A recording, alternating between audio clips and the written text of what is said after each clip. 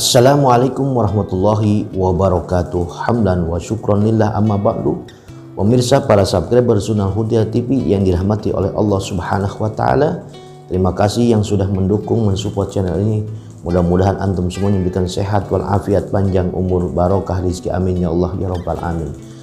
Nah, pada kesempatan yang berbahagia ini saya Al-Fakir akan menguraikan tentang cara menyikapi hidup yang serba sulit. Manusia hidup di alam dunia ini tidak akan terlepas dari ujian, baik itu yang masih kecil ataupun yang sudah dewasa. Manusia dalam rahim seorang ibu saja, dalam seorang perut ibu saja sudah diuji oleh Allah Subhanahu wa taala. Apa ujiannya? Ujiannya ibunya peduli atau tidak, memasukkan gizi yang baik atau tidak, atau ada seorang ibu yang tidak menginginkan kelahiran manusia, kelahirannya sehingga menggugurkannya. Naudzubillah summa naudzubillah. Dalam menyikapi segala ujian dari Allah Subhanahu wa taala, Allah memanggil kepada orang-orang yang beriman. Yang pertama harus sabar. Ya ayyuhalladzina amanu ista'inu bis-sabri was-shalah innallaha ma'as-sabirin. Kata Allah, ya ayyuhalladzina amanu, hai orang-orang yang beriman, dipanggil oleh Allah Subhanahu wa taala. Orang beriman dipanggil oleh Allah, ya ayyuhalladzina amanu ista'inu bis-sabri was-shalah. Memintalah pertolongan kepada Allah bis-sabri, yaitu dengan sabar, was-shalah, dan juga salat. Innallaha ma'as-sabirin. Sungguhnya Allah bersama orang-orang yang bersabar.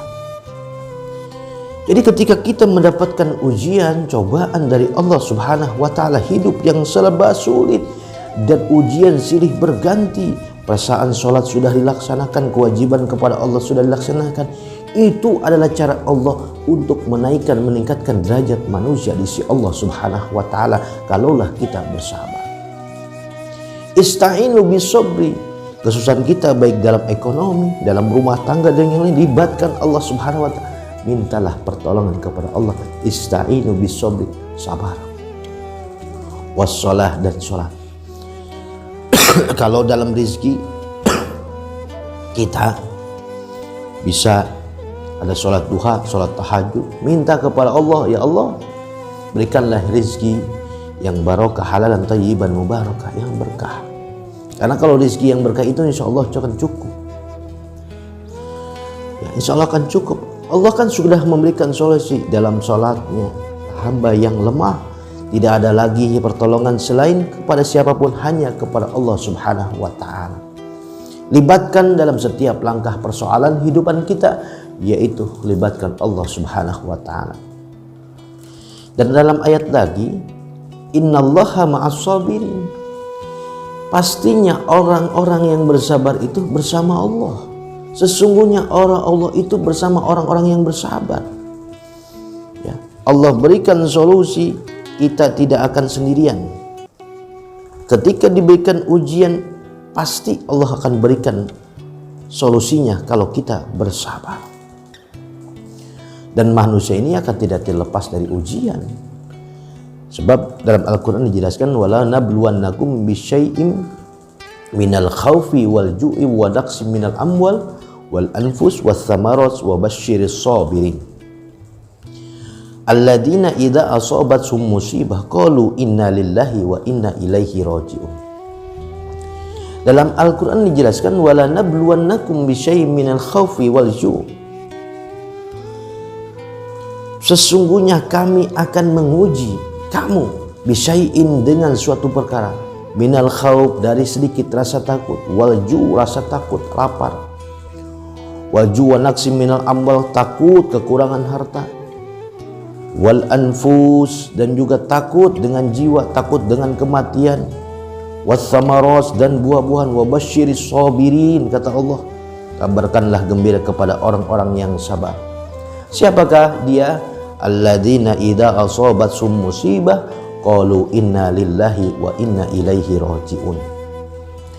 Ketika musibah datang lalu ia mengucapkan inna lillahi wa inna ilaihi raji'un. Sungguhnya kami milik Allah dan akan kembali kepada Allah Subhanahu wa taala. Semuanya manusia akan diuji. Allah menguji manusia itu pasti Allah mengetahui kesanggupan kita. Allah tidak akan menguji, membebani seseorang. Allah tahu bahwa kita sanggup. La yukallifullaha nafsan illa wus'aha. Disabar. Ya, kita husnudzon terhadap Allah Subhanahu wa taala. Yang kedua, menyikapi hidup yang serba sulit adalah yaitu memperkuat iman kita kepada Allah Subhanahu wa taala. Karena banyak orang ketika diberikan ujian atau teguran dari Allah Subhanahu wa taala yang stres. Malah justru ia frustasi, ada yang mengambil jalan pintas dengan bunuh diri, gantung diri, atau minum minuman yang bisa mematikan, racun dan lain sebagainya.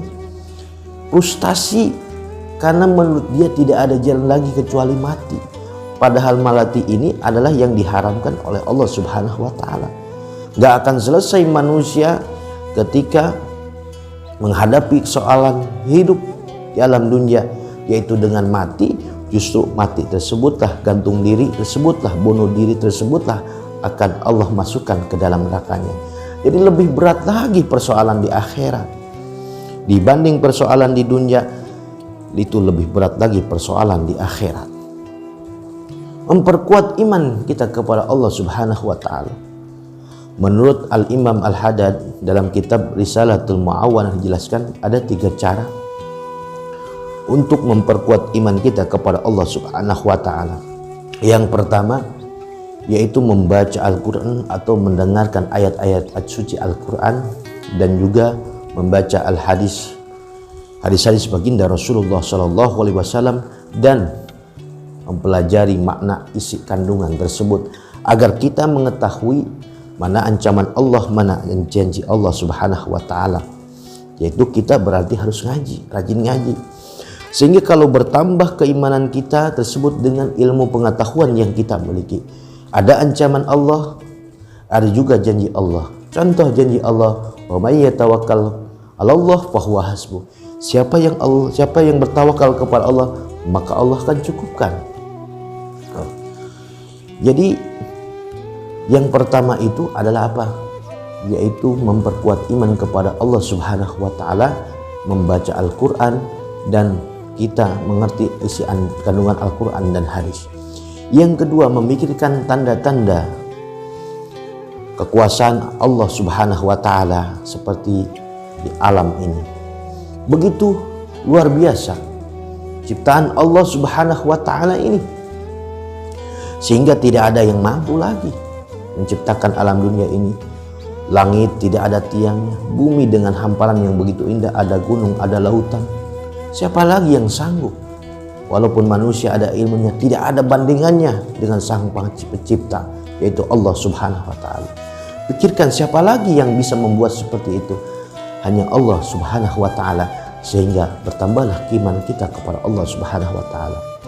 Yang ketiga, menurut Al-Imam Al-Haddad itu yaitu selalu beramal soleh secara teratur dan istiqomah. Banyak sholat kita, sedekah kita, dan amalan-amalan yang lainnya. Insya Allah zikir kita. Bahkan Rasulullah SAW mengajarkan kepada kita untuk menambah keimanan kita kepada Allah, zikir la ilaha illallah, la ilaha illallah. Insya Allah dari hati yang paling dalam resapi, lalu kita la ilaha illallah, la ilaha, insya Allah hati tersebut iman kita akan bertambah kepada Allah Subhanahu wa taala.